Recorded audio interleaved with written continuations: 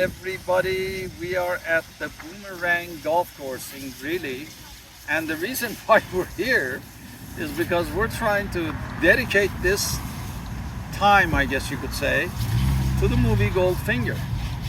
Now, I hold in my hand the classic poster of the movie.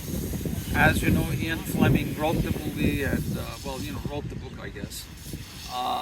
But then, other people were involved in it, and of course Sean Connery, the classic Bond. But anyway, I better put this poster back because it's kind of windy. However, the reason why we're at the golf course, Boomerang in Greeley, is because in a way it sort of, kind of, maybe resembles the golf course that's in the movie Goldfinger itself. There are times in there where they're at a golf course, and so we thought that we would just do the dedication here. So be with us, enjoy. I think we're gonna have some fun just talking about this movie and just reminiscing about it. Thank you very much. What can I get you to drink? I would like a 7-Up because of 007. Shaken, not stirred. Okay, well, you just heard me say shaken, not stirred. That's because Sean Connery in all the James Bond movies says martini shaken, not stirred. Except in my case, I ordered 7-Up as a reference to 007.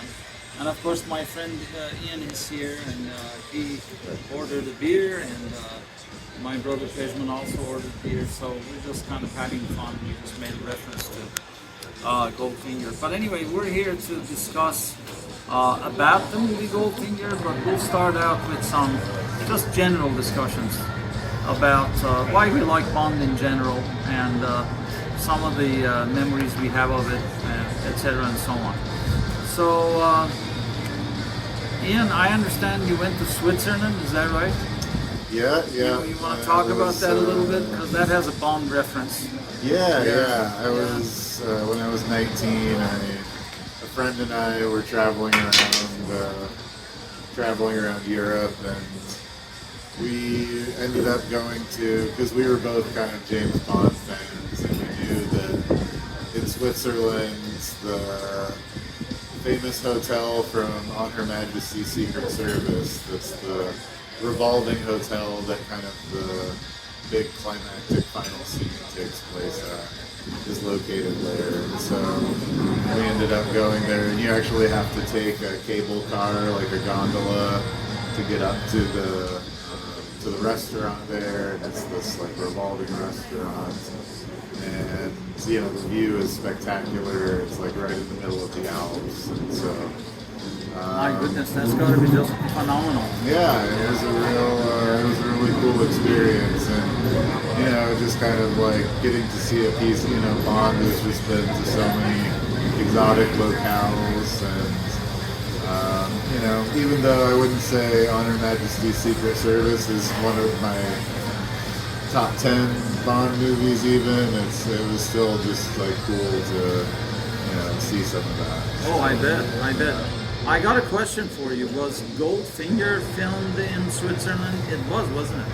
I think, yeah, part of it was. But not the same location? No. Oh, okay. So I was kind of wondering about that. My friend Howard, I think you all know Howard, he couldn't be here, but he traveled to Jamaica and the Bahamas in the 70s. And so in Jamaica, I believe that was Dr. No, am I right? Yes.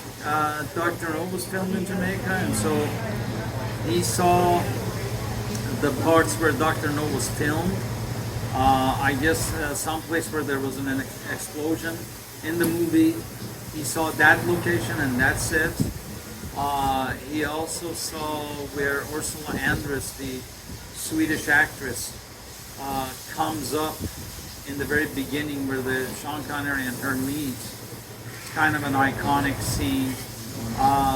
He saw that location, which I think was on a beach, and then they also, he and his tour, they walked up the waterfall in Jamaica, where evidently that's where Ursula Andress and Sean Connery had also walked up the waterfall. So that was for Dr. No. And then in the Bahamas they traveled to, that was for Thunderball, right? And on that set, they just saw all the places where Thunderball was filmed. So now I haven't had any of that luxury of traveling to any Bond spots, but I love Bond movies. In general, my go-to Bond movies would just have to be Sean Connery and Roger Moore for the most part, and so that's kind of what I just kind of referred back to. But Goldfinger is definitely one of my favorites. I love the way Shirley Bassey sings that theme, and so in a little bit I have a poem that I wrote, everybody. I hope you don't mind. It's kind of a C- poem, but I'm going to read it because it's kind of like I can't be Shirley Bassey and sing Goldfinger, but I'll do my poem. That's rather different, but it's still a tribute to the movie. But anyway, some names that pop up, and feel free to comment. Ian Fleming wrote the book, right? Okay. Yeah. Well, I mean, as someone named Ian, there weren't a whole lot of other Ians growing up who were famous, and so of course I kind of latched on to that as like, oh yeah, this is another person named Ian. I wasn't aware that it was such a common name in Britain, versus in the U.S.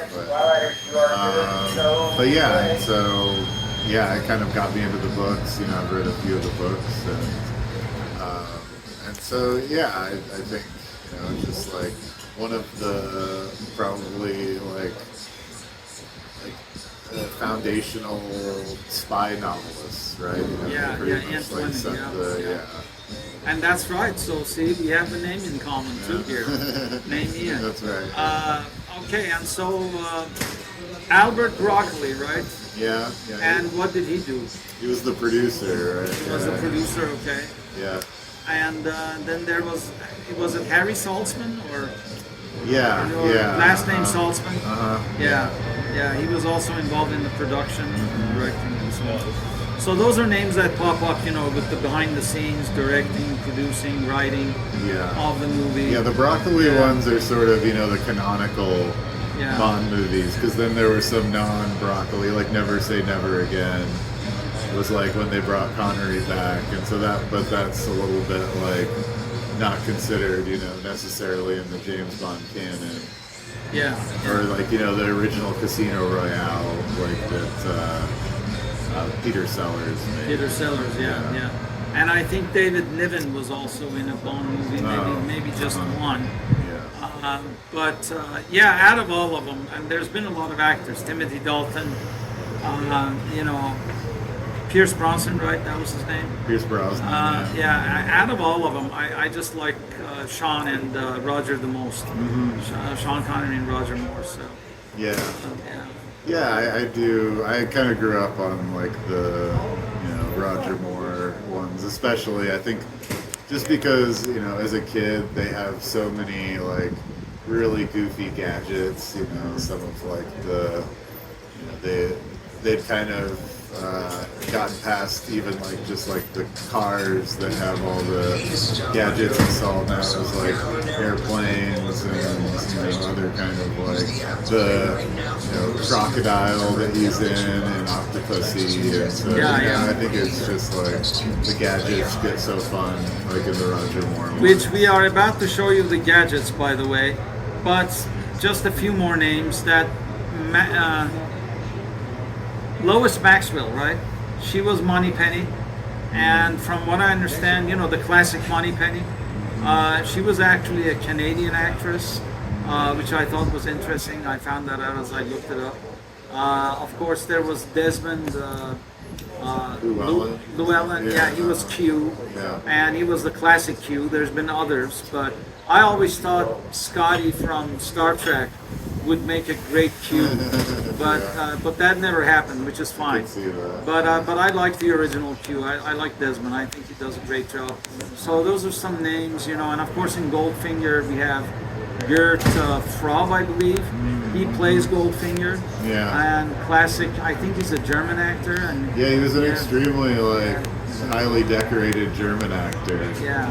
And only made a few English language movies. Right.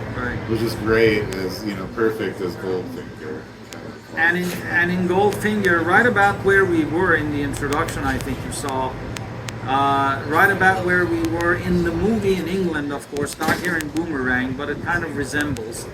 But right about where we were in the front is a part where the so-called Korean character, who's actually Harold Sakata, and he's a Japanese-American actor, and I guess he had somewhat of a career, as an actor, but he was also a judo, I think, specialist. But anyway, he's the one with the dangerous hat, kind of a famous character in Goldfinger. So yeah, and I guess right about the front where we were would be, if you entertain your imagination, would be about where he used his hat, I think once to kind of show to James Bond that, hey, you better watch out, and that type of thing. So cuts the head off the statue. Yeah, the head off the statue. So we got some gadgets. We're gonna show them off to you. First of all, we didn't get a gold bar because we ordered it, but it just came very, very little. So pardon us, but this is a Lipton tea. Lipton tea gold bar, I guess you could say. So we're going to be using that because that's used in Goldfinger. Now, cars again, Aston Martin is what they used in Goldfinger. It's a famous English car, very sporty looking. But we were not able to get that car exactly. But these are the types of cars that Sean would drive in his Bond movies, or Roger would maybe. Now that's kind of a resemblance of maybe a Rolls Royce. Yeah, kind of. Well, and then Goldfinger is driving the Rolls Royce Phantom. Yeah. And then this kind of a sporty looking car, I just bought it from one of the local stores here. It just reminds me of the type of cars or vehicles that Bond would drive. He had fun with, fun colors and just fast cars, and here's another one, and that's actually, I think, an Opel. But you would see that type of a vehicle, if you will. And then, I think you have some gadgets. Why don't you get ready for that segment? We'll be right back with more. By the way, I always wanted to say shaken, not stirred. I always wondered why he said that and stuff. So we were having a little bit of a discussion about that during our nacho break. But it was fun to just say it. But anyway, even though it was a 7-Up, and that 7, you get it? Okay, all right, I'll stop right there before it's too much. But anyway, the gold bar, I think I explained, we have the Lipton tea thing because we're going to do that on the golf course. Pen. Now, this is the type of pen that Bond would use. For what reason, Ian? I mean, that was like a weapon, or? Yeah, he, different things in different movies. I think one of the I think he used it as kind of like a needle injector in one movie. He used it as like a radio earpiece and a radio tracker in another movie. So we thought, we'd add a pen to the mix, and of course, this is, I think you all recognize the Mach 1 Mustang, which, if you guessed it right, it was in Diamonds Forever. He had a Mach 1 that he drove, and so that's why we have that here. Why don't we kind of zoom that in? Can you see that? It says eject button, and that's used in Goldfinger. You want to talk about that a little bit? The eject button? Yeah. I mean, I think one of the famous things about Goldfinger is that it was really when they debuted a lot of the real, high-end vehicle, the gadgets on the Aston Martin and on the vehicle, and so they kind of have like the oil slick that it sprays. And, yeah, that's right. And then in one part he has one of the henchmen that's riding in the car with him, and so he has to get away, and so he uses the eject button. And I think it's another just kind of like staple of the like spy genre is like whether you use it or whether you use it on somebody else, you know. To make it, I guess, more exotic, more interesting, we were talking about this. Ian brought up something during our not break, and that was about the exotic locations, the wonderful locations that Bond would go to. I think that's one of the appeals of the Bond films, isn't it? Yeah, I think each one that comes out, I mean, they have, especially in the opening scenes, which are really famous. You have kind of those like cold opens before the title sequence, and they're not even always connected to like what's going on in the movie, but they usually have just some like incredible location. And it's just like to open the movie, you kind of are like you're whisked away and like taken to another place. I think Swiss Alps have been used. France has been used. I mean, there's been so many different beautiful locations. Jamaica, Bahamas, the islands. New York, of course, Miami, in Goldfinger, a lot of really, really beautiful sites. View to a Kill has that Eiffel Tower scene. Where that's, with Grace Jones. That's how can you beat that? I mean, it was just an incredible scene. So I would agree that definitely has been one of the appeals. But that takes us into the appeal section, and we'll wrap it up pretty much with this. Why do we like Bond movies, and why in particular Goldfinger? Because we're here at the golf course, we'll talk about that, try to get more specific. But in general, I'm thinking it's mostly just, the iconic figure, kind of like Superman, somebody who overcomes all of the obstacles. It's hard for him to lose, no matter what the odds are. Ian, you want to talk about that a little bit?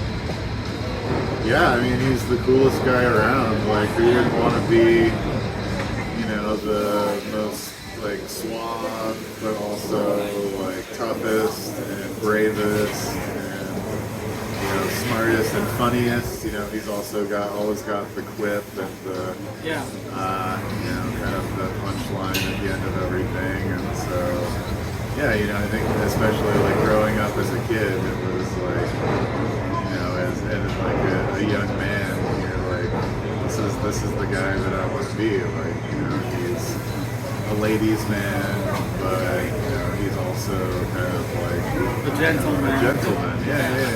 Exactly.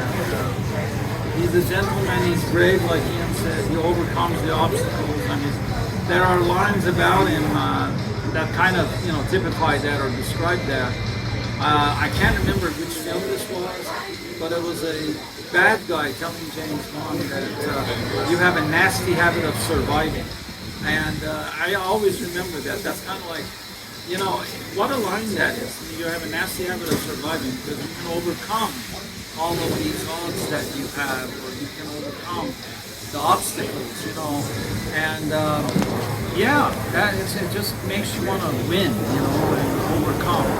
And no matter what the situation was, like in Goldfinger, there's that laser scene, right? Is that laser? And he's able to somehow overcome that, and he doesn't die, And so it's just that, I guess you could say that fantasy invincibility. Right? Exactly. The famous line in Goldfinger is, do you want me to talk? No, I don't expect you to talk. I expect you to die. Goldfinger tells him that. I expect you to die, and then he doesn't. He seems to always be in impossible situations, and sometimes he has his own problems. So those are the appeals. Well, I think we'll wrap it up in this section with that poem I promised you all. I know you're all excited to hear it. But anyway, I beg your indulgence, but here we go. To Goldfinger. Your film turns me into a singer. I sing, and when I sing, I know I'm not Goldfinger. a soul finger. I am my own man, and to that I say amen. And I think that's the kind of thing that Sean Connery might say, because, you know, he hasn't sold his soul. You know, he still has morality, fighting for the good, if you will, instead of the bad, you know, good versus evil type stuff. So that's where that poem sort of comes from. But anyway, at least a C minus. Did you give it that at least? Okay, all right. Well, thank you very much. We're done with the discussion portion. We're going to head to the pro shop, and we'll explain why when we get there. Of course, another famous scene in Goldfinger is that Sean Connery is in the pro shop, and he's looking at the golf clubs or something like that. Anyway, he's occupied with that. And then Goldfinger comes from the other door inside, and they get introduced by the shop owner. And we're at the pro shop of Boomerang, but kind of the same idea. And the shop owner introduces them, and Goldfinger says, "How do you do?" And then Sean Connery says, "How do you do?" And that's where they decide to play a game of golf, which we're about to go do at the golf course. So that's why we're here, and we hope you enjoy. That's it for this segment. Okay, so we're at the golf course. My brother PJ can show you the tree here and show you the golf course. It's kind of resembles Goldfinger, sort of resembles Goldfinger, because at the golf course they have trees behind them. And Mark and the management were kind enough to let us use this practice field for this purpose. But anyway, what basically happens here is Goldfinger and Sean Connery are, you know, James Bond are playing golf, and Goldfinger, you know, scores a ball, and then he asks Bond, "What is your game?" And then Bond says, "What do you mean, or my game?" And then Goldfinger says, "Well, you didn't come here to play golf," and that's where the gold bar goes to the floor. So we'll demonstrate that as C-minus-y as we can. Here we go. But here we are, and so there's the ball. Where's the ball? There you go. Yeah, so there's the ball. And so it falls in there, and then there's something about Ian, you want to talk about what he says about the ball? Oh yeah, so in the scene where he's competing with Goldfinger in his game of golf, Bond pulls a switcheroo with the golf ball, right? So it was always one of my favorite terms from the movie was the Slazenger golf ball. Yeah. He finds out that he's playing a Slazenger 1, but then he switches it with a Slazenger 7. So I think, just to kind of hedge his bets, he makes sure that he can win the golf match so that he can offer him the gold bar. Yeah, and somewhere in there he says, "What's your game?" And then Bond says, "What do you mean?" And he says, "Well, you didn't come here to play golf." And that's when Bond throws the gold bar, down on the floor. And of course that catches Goldfinger's attention, because as you know in the movie, he says he's always liked the color of gold, and it's been his favorite. So, but anyway, that's kind of the, I guess you could say, one of the peak scenes, in the film. Well, I want to thank Ian Rouge for joining me, and my brother Pejman for filming, as he's done in the past. Really, by the way, Ian Rouge edits a lot of these videos. I think you may have seen his name, so thank you, Ian, very much. But it's been fun. Please like and subscribe. This is Topics with Mr. Javadi, and that means that as a former English teacher, I'm liable to take any topic discussion like I did in the classroom. And this really has been a topic about movies, and so we discussed a classic called Goldfinger and talked about Bond in general a little bit, I admit, but that's what we like about Bond films, and ultimately what we really favor about that movie Goldfinger. Check it out, see the movie. It's available. I think you can catch it on YouTube. And also, please leave a comment. What's your favorite Bond film? What is your favorite Bond, let's say, vehicle?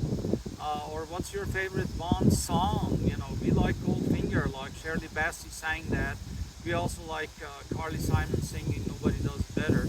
But you know, there's so many others like Live and Let Die that Paul McCartney put together, and of course later on Guns N' Roses sang that song. So, you know, leave me a comment. Let me know what you think about the Bond films and what your favorite scene might be and all of that good stuff. Anyway, thank you for watching. This has been Topics with Mr. Todd.